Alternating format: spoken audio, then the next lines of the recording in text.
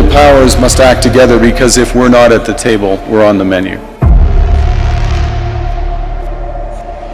Somewhere Europe has to grow out of the mindset that Europe's problems are the world's problems, but the world's problems are not Europe's problems.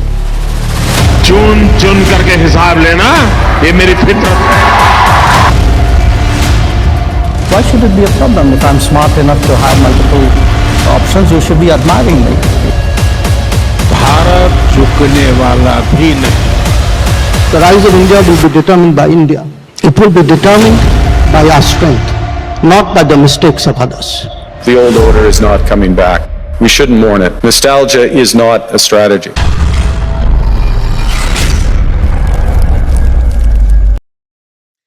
Hey guys, welcome back to my channel. Now in this video we are going to talk about something what's going on in BRICS. So BRICS National Security Advisor meeting actually was organized by India's National Security Advisor Mr. Ajit Doval, and Chinese Foreign Minister Wang Yi, he also arrived in New Delhi for the meeting. And Ajit Doval and Wang Yi, they both met on the sidelines of this meeting, and certain things happened during that. And one of those things was that in the readout, Wang Yi said that China and India are partners, not competitors.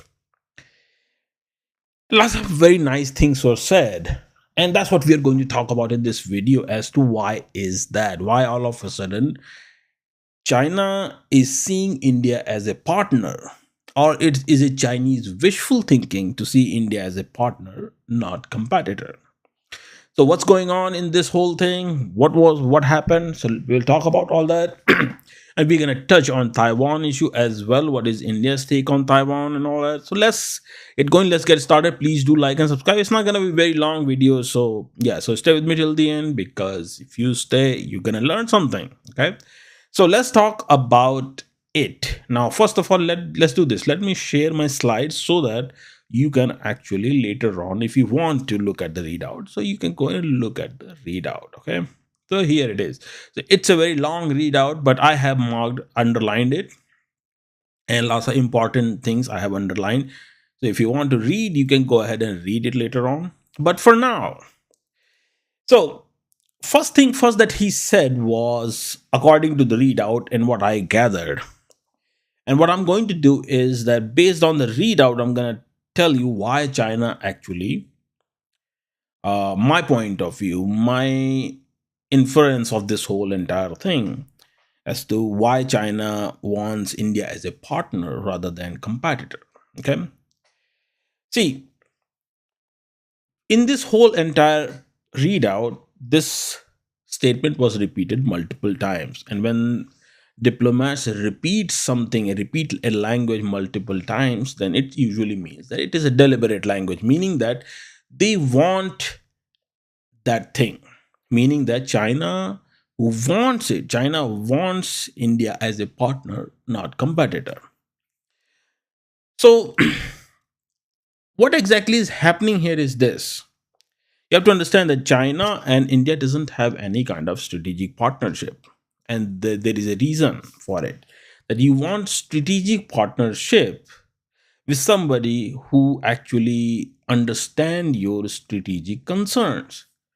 And India's primary strategic concern is China. So India and China forming a strategic partnership is it's a far cry, at least at this stage. Now China's take is very simple. China sees everything from the geography point of view. China sees everything from trade point of view. And for all that, China wants whatever China can do, China wants to do it. Now, when I say geography point of view, what is it? See, China doesn't have lots of agricultural land. Okay. So China is always looking for land that is agricultural. China also has a water problem too. So China always is looking for areas where China can grab some water. Then comes your other problem, that is trade. If China can enter directly into the Indian Ocean through Myanmar or through India's border somewhere, then also it is easy for China. And already cheap Chinese supply chain, Chinese products will become even cheaper. Why? Because of the shorter supply chain. So that's why China says that India is a partner. India is not a competitor. Why? Because these things cannot be accomplished without India's help. And then the way geopolitical equation is changing, okay? China has realized that they cannot stop India's rise. China's fall, or China may fall or may not fall, whatever happens with China, that's China's problem, but they cannot stop India's rise. So having in a bad relationship with India is not going to work. Now, and at the rate India is signing free trade agreements with all other countries, uh, and India is also working on its manufacturing and all. So with free trade agreement and manufacturing, what India is doing is that India is becoming an alternative to Chinese manufacturing. Now, just recently, data came out where India's India is in actually top five manufacturing hubs actually. So manufacturing is growing rapidly, and in next 5 years, I believe that India's manufacturing is gonna surpass 1 to 1.5 trillion dollars. It's gonna be in top three actually. Okay, now, and China knows this thing. Now, the India's advantage is that India will be a manufacturing hub, and India will be a market too. So India, whatever India will produce, India can consume. But that's not the case with China. And China's leverage from the get-go has been manufacturing. But now the problem that China is facing is that China doesn't have a very huge consumer market. Yes, it has a population, but consumption is mainly done by the younger population.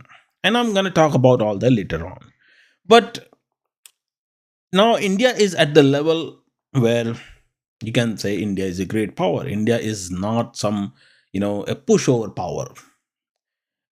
So India is a great power. Any major power that's out there clearly recognizes this thing. Okay, so, and China recognizes it, but China doesn't want to say it.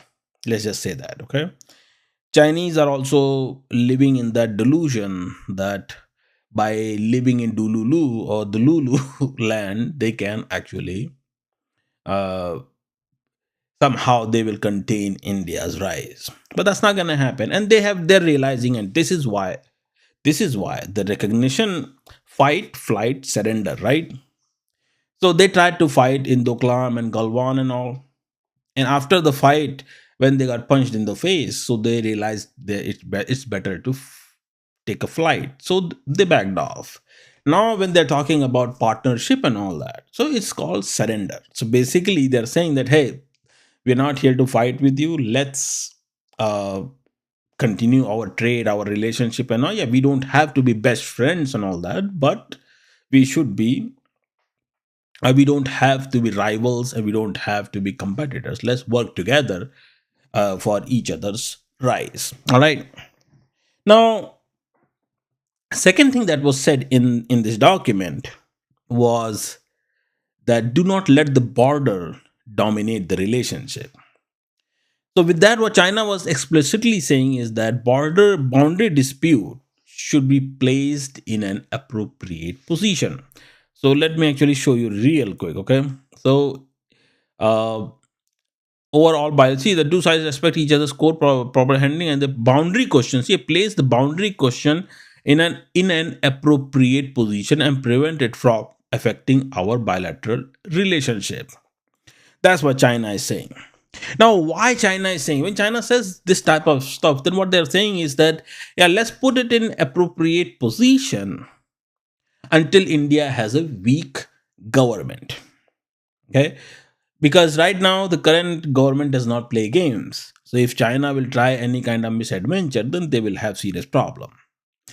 So what they're saying is that let's put it in appropriate position for appropriate time. An appropriate time part is hidden. They're not saying it out loud. But the moment, the day India will have a weaker government, a government that can compromise on things, they will immediately show up. So they want to revive the issue. They want to keep the issue uh, going. But at the same time, they don't want to get punched in the face because of the issue. That's what the whole thing. It's like two boxers in the ring. They just circle each other rather than fight. So the long story short with that is that they're saying keep trade moving, keep diplomatic channels open, keep BRICS cooperation alive, keep economic engagement separate from the border issue. But India's take is that if you are creating a national security problem for India, then we're not going to have trade with you. We are not going to do any kind of trade with you and help you in becoming even more problem, right? That's what it is. If India is trading with China constantly, and considering India's trade deficit with China is almost $100 billion more than that, then actually not $100 billion, it's around 70-80 billion dollars. So that means that India is actually bolstering China's uh, national security threat. So that's why that has been India's take. So now, how India is going to take this thing forward is a whole different ball game. Uh, of course, trade is gonna start because it helps India's inflation problem. Because cheap Chinese product, they help. Of course, they help India. But the problem is that India wants to curb the trade deficit as well. Okay.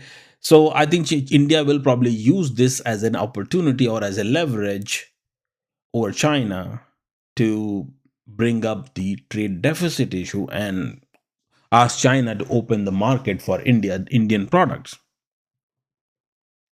So, and then other thing is that border issue.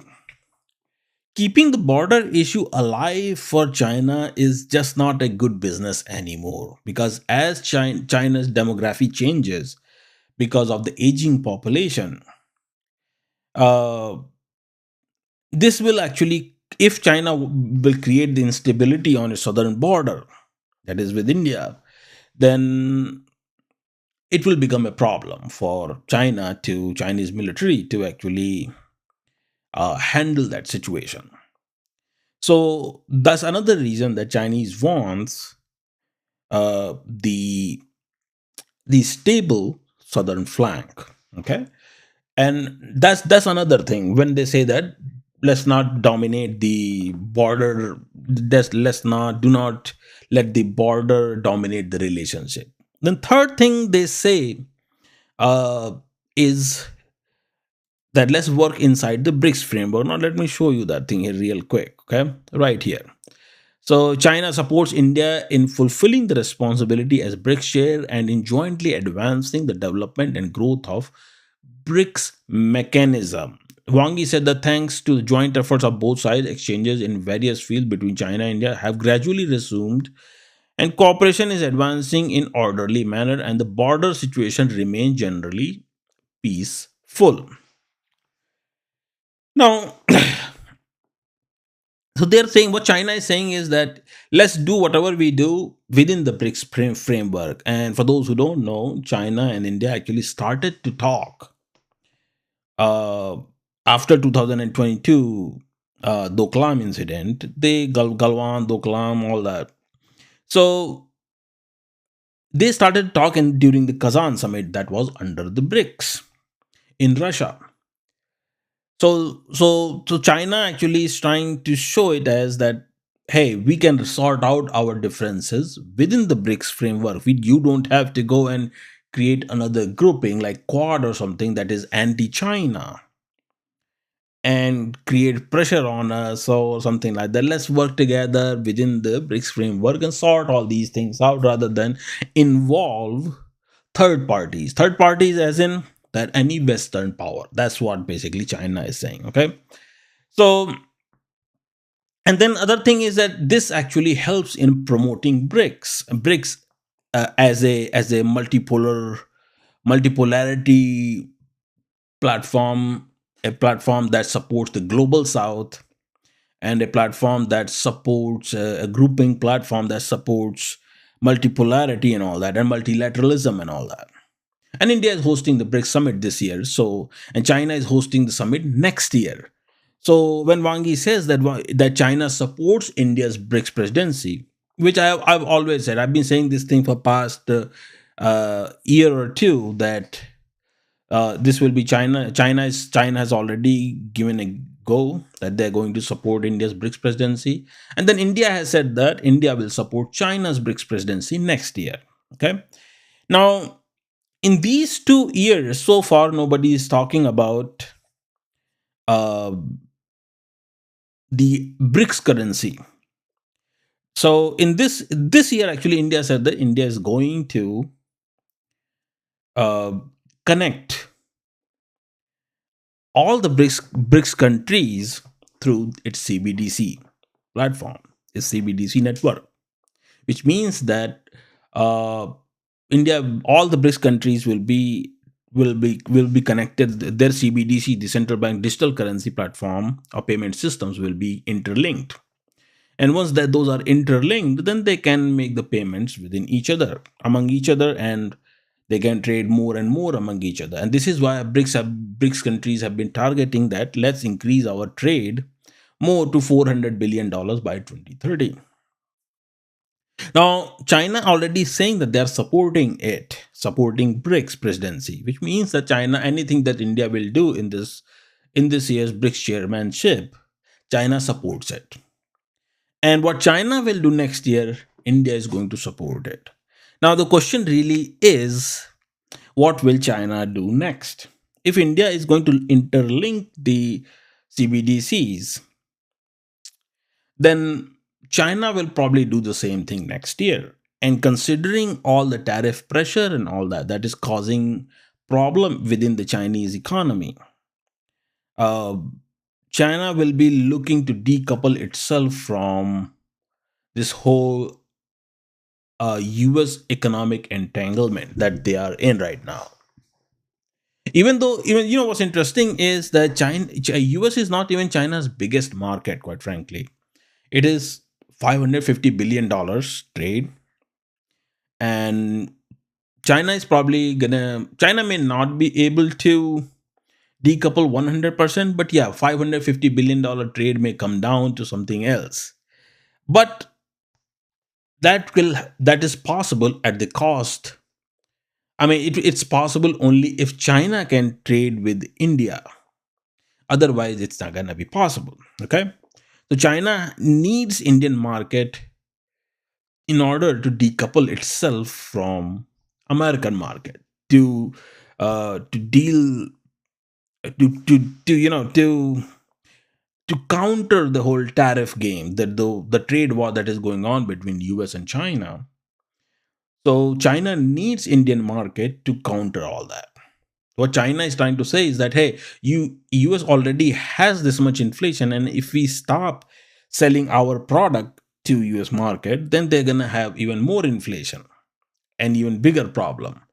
So but India is saying that we are not going to allow you until the trade deficit issue is resolved. Trade balance is very important. India is not going to have $500 billion import from China because that hurts India's currency. Okay, so that's another reason why China has been asking for BRICS and Global South, that let's work together inside BRICS and Global South.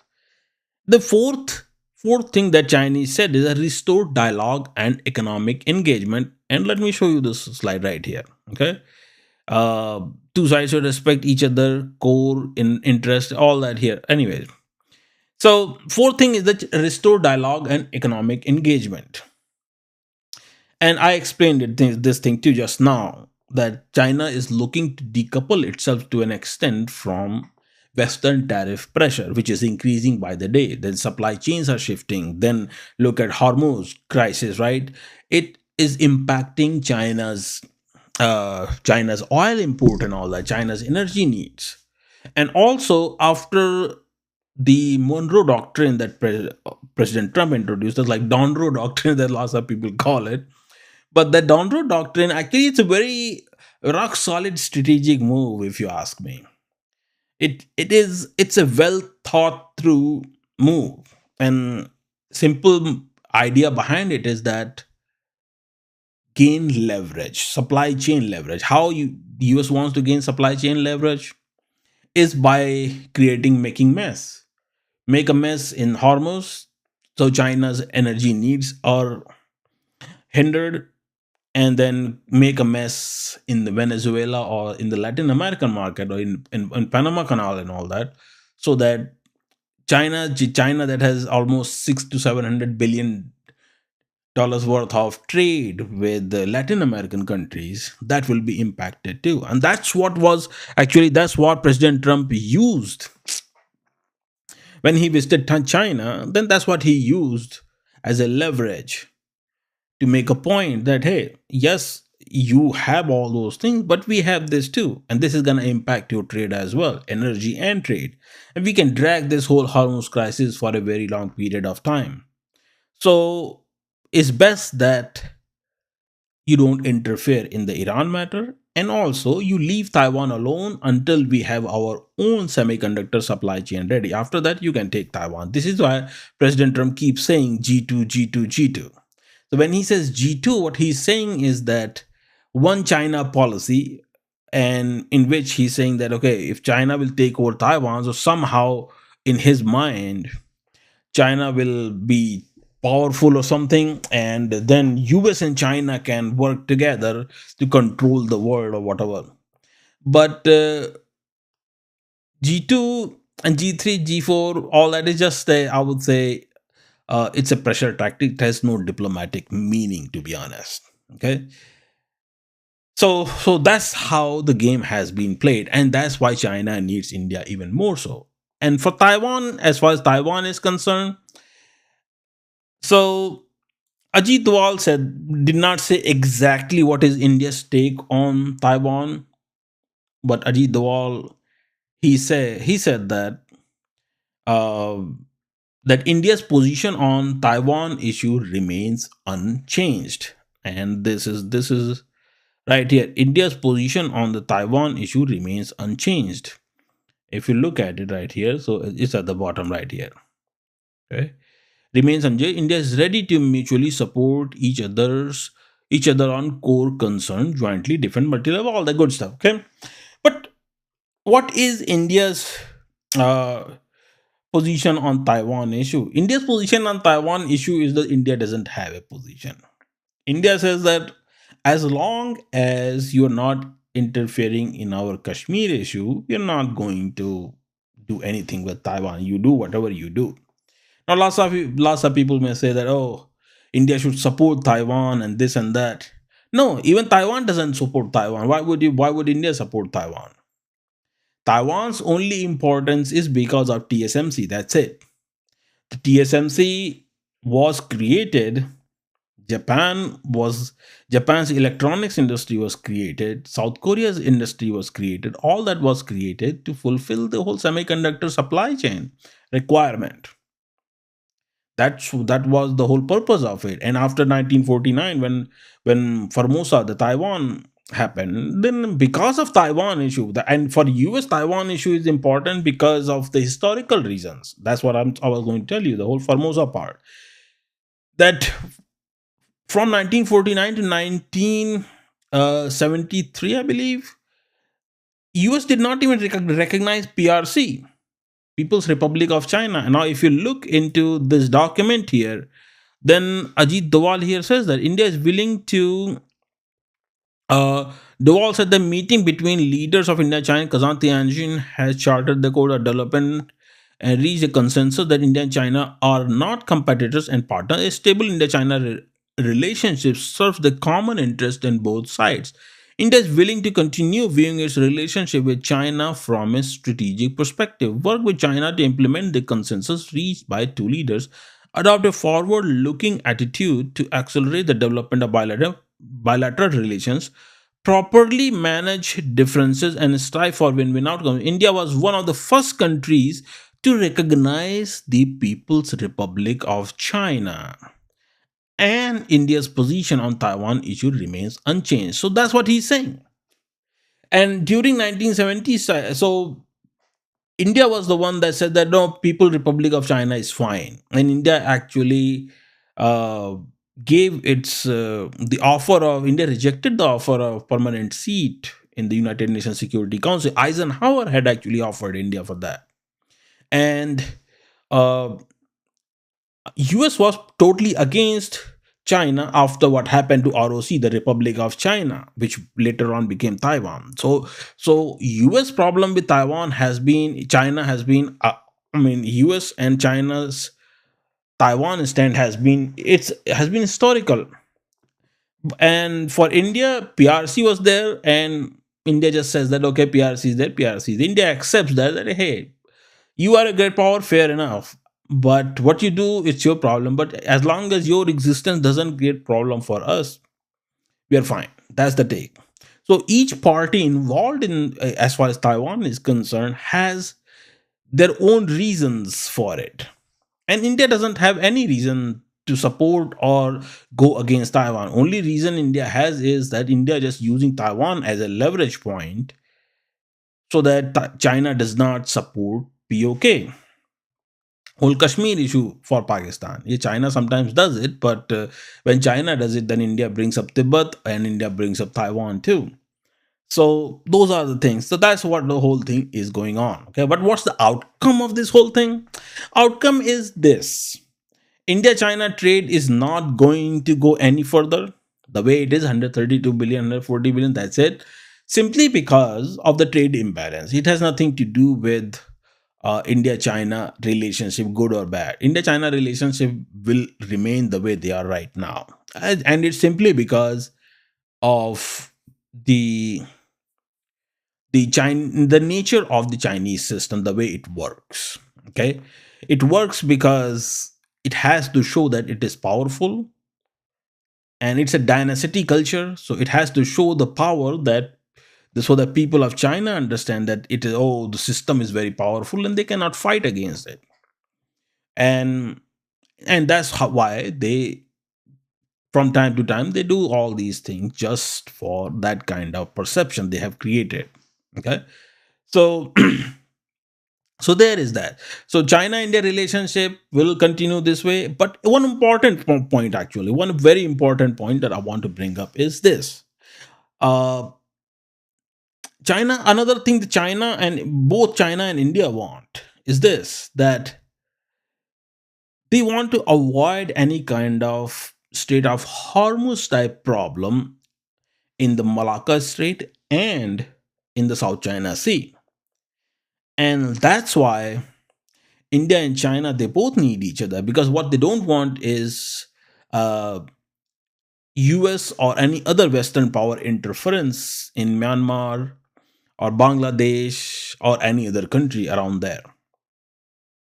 So that's another reason why Wang Yi actually attended the National Security Advisor meeting.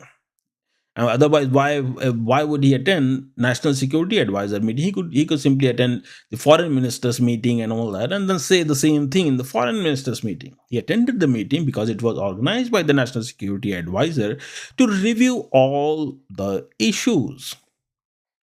And what China is saying and what India is saying, they both are saying the same thing, that hey, these are issues what they don't want any third party entering the region to interfere with their supply chain, interfere their trade, all that. And Other thing is that instability. Other parties are going to create instability in the region. That's why Prime Minister Modi attended the SCO summit in China. The whole idea was that, hey, yes, we support this whole SCO. Why? Because it handles the stability of the region. Okay, because SCO's primary purpose is anti-terrorism. It's not about trade or anything. SCO is primarily about terrorism, instability in the region. Okay, so that's another point that you have to understand. And to secure all that, China and India will have to work together along with Russia. Okay, and the one step has already been taken care of, that is, Russians are already in the Indian Ocean, and I'll talk about that some other time. But next boiling point could be Strait of Malacca, because in Singapore, China and US collide. They have common interest in Singapore. So if you start to see some sort of Gen Z protest or something in Singapore, then you know what's the end goal over there. Let's see how this whole thing plays out, but this is what it is. Okay, I hope you enjoyed the video. I hope you learned something from it. Please do like and subscribe, and I'll talk to you guys in another video.